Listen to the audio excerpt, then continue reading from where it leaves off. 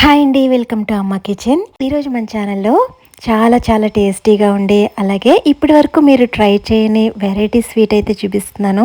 అటు బాదుషాకి ఇటు గులాబ్ జామ్కి మధ్యస్థంగా ఉండే దీని రుచి అయితే చాలా యూనిక్గా ఉంటుంది. ఇంకా అస్సలు లేట్ చేయకుండా వీడియోని స్టార్ట్ చేసేద్దాం. ఈ స్వీట్ కోసం అయితే 1 కప్పు వరకు మిల్క్ పౌడర్ని ఇలా తీసుకోండి. ఇప్పుడు దీనిలోకి మనం ఏదైతే కప్పుతో మిల్క్ పౌడర్ తీసుకున్నామో అదే కప్పుతో కప్పున్నర వరకు మైదా పిండిని తీసుకోవాలి. ఇప్పుడు దీనిలోకి 1 టీ స్పూన్ వరకు బేకింగ్ పౌడర్ వేసుకోవాలండి. ఇన్ కేస్ మీ దగ్గర బేకింగ్ పౌడర్ లేకపోతే 1/2 టీ స్పూన్ వరకు వంట సోడా యాడ్ చేయండి. అలాగే చిటికెడంత సాల్ట్ కూడా వేసి ఇవంతా కూడా బాగా కలిసేటట్టు ఒకసారి కలపండి. ఇలా అన్నీ కూడా బాగా కలిసేటట్టు కలిపిన తర్వాత 2 టేబుల్ స్పూన్స్ వరకు నెయ్యిని యాడ్ చేయండి. ఈ నెయ్యి ప్లేస్లో బటర్ కూడా వేసుకోవచ్చు. అయితే ఇక్కడ నెయ్యి వేస్తేనే టేస్ట్ బాగుంటుందండి. ఈ నెయ్యి ప్లేస్లో ఆయిల్ అలాంటివి ఏమీ కాకుండా నెయ్యి మాత్రమే వేసుకోవాలి. ఇక్కడ పిండి అంతటికి కూడా నెయ్యి బాగా పట్టేటట్లు ఇలా రబ్ చేస్తూ కలపండి. మనం ఈ స్టేజ్లో పిండి ఎంత బాగా కలిపితే మనం చేసే రెసిపీ అనేది అంత బాగా వస్తుంది. ఇలా అంతా కూడా కలిపిన తర్వాత ఇలా పిండిని గట్టిగా నొక్కి చూస్తే ఇలా ముద్ద కింద ఫామ్ అవ్వాలి. ఇలా ఫామ్ అయ్యింది అంటే మనం వేసిన నెయ్యి కరెక్ట్గా సరిపోయినట్టు. ఇప్పుడు ఇక్కడ చూపిస్తున్నట్టు 1/2 కప్పు వరకు గోరువెచ్చని పాలు తీసుకోండి. ఇలా పాలని ఇక్కడ చూపిస్తున్నట్టు కొంచెం వేసుకుంటూ కలుపుకోవాలి. ఇక్కడ గోరువెచ్చని పాలు తీసుకుంటే సరిపోతుంది. బాగా వేడిగా ఉన్న పాలు కాకుండా గోరువెచ్చని పాలు తీసుకోండి. ఇక్కడ చూపిస్తున్నట్టు పాలు కొంచెం వేసుకుంటూ సాఫ్ట్ పిండి ముద్దలా అయ్యేటట్లు కలుపుకోవాలి. ఇన్ కేస్ మీకు ఇక్కడ పాలు ఇంకా సరిపోలేదు అంటే ఒక 2-3 టేబుల్ స్పూన్స్ వరకు మళ్ళీ పాలని యాడ్ చేసుకోవచ్చు. నాకు ఇక్కడ పాలు సరిపోలేదు, మరో 1-2 టేబుల్ స్పూన్స్ వరకు యాడ్ చేశాను. ఈ పిండి ముద్ద అనేది మరీ గట్టిగా కాకుండా మరీ లూజ్గా కాకుండా మీడియంగా ఉండేటట్లు ఇలా సాఫ్ట్గా ఉండేటట్లు కలుపుకోండి. ఇలా కలుపుకున్న తర్వాత 2-3 నిమిషాలు దీన్ని బాగా నీట్ చేసుకోవాలి. చూడండి, పిండి ఈ విధంగా నొక్కితే సాఫ్ట్గా ఉండాలి. ఈ పిండిని నానబెట్టిన అవసరం లేదండి. వెంటనే మనం చపాతీ చేసుకునే పీట ఉంటుంది కదా, దాని మీద పెట్టి ఇక్కడ చూపిస్తున్నట్టు ఈ విధంగా చేత్తో కొంచెం ప్రెస్ చేసుకోవాలి. ఇప్పుడు ఇక్కడ చూపిస్తున్నట్టు బాగా లావుగా కాకుండా అలాగని బాగా పల్చగా కాకుండా ఇలా మీడియంగా ఉండేటట్లు ఇలా రోల్ చేసుకోవాలి. అన్ని వైపుల నుంచి ఇలా రోల్ చేసుకున్న తర్వాత ఇక్కడ చూపిస్తున్నట్టు నైఫ్తో ఈ విధంగా చుట్టూరు కూడా ఒక మంచి షేప్ వచ్చేటట్లు కట్ చేసుకోవాలి. చూడండి, నేను ఇక్కడ స్క్వేర్ షేప్ రావడం కోసం ఇక్కడ చుట్టూరు ఉన్న ఎక్స్ట్రా పార్ట్స్ని ఇలా కట్ చేస్తున్నాను. ఇలా పక్కకు తీసేసిన పిండితో మళ్ళీ రోల్ చేసుకోవచ్చండి. ఇప్పుడు దీన్ని సమానమైన స్క్వేర్ బాక్సెస్ కింద వచ్చేటట్లు కట్ చేసుకుంటున్నాను.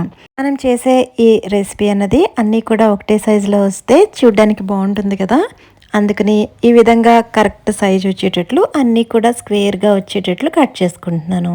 ఇలా కట్ చేసుకున్న వీటిని ఎడ్జెస్ని ఈ విధంగా ఒకసారి ప్రెస్ చేసుకుంటే అన్నీ కూడా ఈవెన్గా సమానంగా ఉంటాయి. ఇక్కడ మిగతా పిండి ఉంది కదా, దాంతో కూడా ఈ విధంగా రోల్ చేసుకుని చుట్టూరు కూడా కట్ చేసుకుని అన్నీ కూడా స్క్వేర్ షేప్లో వచ్చేటట్లు ఈ విధంగా కట్ చేసుకోవాలి. ఇలా కట్ చేసేటప్పుడు మీకు ఇబ్బందిగా ఉంటే స్టీల్ మెజరింగ్ స్కేల్ ఉంటుంది కదా, దాన్ని కూడా వాడుకోవచ్చు. చూడండి, అన్నీ కూడా ఇలా సమానంగా కట్ చేసుకున్న వీటిని ఇప్పుడు రెడీగా ఒక ప్లేట్లోకి తీసుకుందాం. ఇప్పుడు స్టవ్ మీద డీప్ ఫ్రైకి సరిపడా ఆయిల్ పెట్టుకుని ఆయిల్ కొంచెం మీడియంగా హీట్ అయిన తర్వాత ఇక్కడ చూపిస్తున్నట్టు ఒక్కొక్కటిగా వేసుకోవాలి. ఇవి ఇలా వేసేటప్పుడు ఆయిల్ ఎక్కువ హీట్లో కాకుండా మీడియంగా హీట్ అయిన తర్వాత ఇలా వేసుకోవాలి. ఇలా వేసిన తర్వాత ఫ్లేమ్ అనేది లో టు మీడియంలోనే ఉంచుకోవాలండి. ఇవి వాటంతట అవే పైకి తేలుతాయి. అప్పటి వరకు వెయిట్ చేసి అవి పైకి తేలిన తర్వాత రెండో వైపుకి టర్న్ చేసుకోవాలి. చూస్తున్నారు కదా, ఇలా బాగా పైకి తేలిన తర్వాత ఇప్పుడు ఇవి ఒక్కొక్కటిగా రెండో వైపుకి టర్న్ చేసుకోవాలి. వీటిలన్నిటిని కూడా లో టు మీడియంలోనే బాగా ఫ్రై చేసుకోవాలండి. ఎక్కువ హై ఫ్లేమ్లో పెట్టేస్తే లోపల పచ్చిగా ఉండిపోతుంది. లో టు మీడియం ఫ్లేమ్లో ఇవి మంచి గోల్డెన్ బ్రౌన్ కలర్ వచ్చేంత వరకు కూడా ఫ్రై చేసుకోవాలి.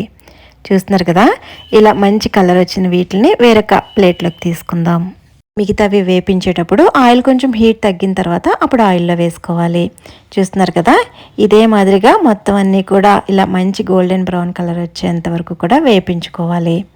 ఇప్పుడు ఇలా వేపించుకున్న వీటిని రెడీగా పక్కన పెట్టి వీటిని కోసం ఇప్పుడు షుగర్ సిరప్ని రెడీ చేసుకుందాం.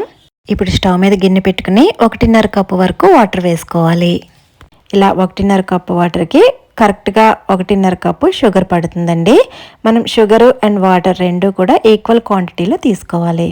ఇప్పుడు దీనిలోకి 1/2 టీ స్పూన్ వరకు ఇలాచీ పౌడర్, అలాగే చిటికెడంతా కుంకుమ పువ్వు వేసుకోండి. ఈ కుంకుమ పువ్వు కంపల్సరీ కాదు, మీ దగ్గర ఉంటే వేసుకోవచ్చు.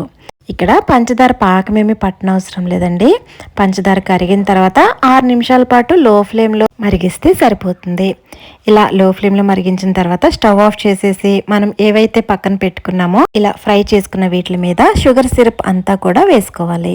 ఇప్పుడు గరిటతో ఇవన్నీ కూడా బాగా మునిగేటట్టు ఒకసారి ప్రెస్ చేసుకోవాలి. ఇవన్నీ కూడా షుగర్ సిరప్ని పీల్చుకోవడానికి 2 గంటల వరకు టైం పడుతుందండి. నేను ఇక్కడ 2 గంటల తర్వాత చూపిస్తున్నాను. చూస్తున్నారు కదా ఎంత బాగా పీల్చుకున్నాయో. మనం వేసిన ఈ షుగర్ సిరప్ ఆల్మోస్ట్ ఇవి పీల్చుకున్నాయండి. రెసిపీ అయితే చాలా చాలా బాగా వచ్చింది. నేను ఇక్కడ ఒకటి విరిపి చూపిస్తాను. ఎంత సాఫ్ట్గా ఉందో మీరే చూద్దరు కానీ. చూడండి, చూస్తుంటేనే నోట్లో నీళ్ళు వస్తున్నాయి కదా. చాలా చాలా టేస్టీగా ఉంటుందండి. చాలా అంటే చాలా సాఫ్ట్గా స్పాంజీగా చాలా టేస్టీగా ఉంటుందండి. మీరు ఒకసారి ట్రై చేయండి. అలాగే మీకు ఎలా వచ్చిందో నాతో షేర్ చేయండి.